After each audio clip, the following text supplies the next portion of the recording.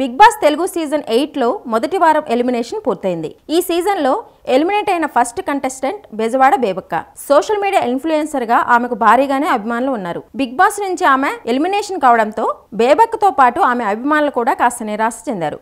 అయితే బేబక్క వారం రోజులు బిగ్ బాస్లో ఉంది.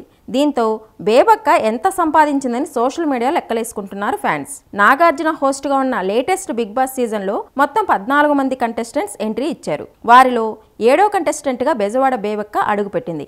అయితే మొదటి వారం నామినేషన్స్ లిస్టులో విష్ణుప్రియ, బెజవాడ బేబక్క, నాగమణికంఠ, పృథ్వీరాజ్, సోనియా, శేఖర్ భాష ఉన్నారు.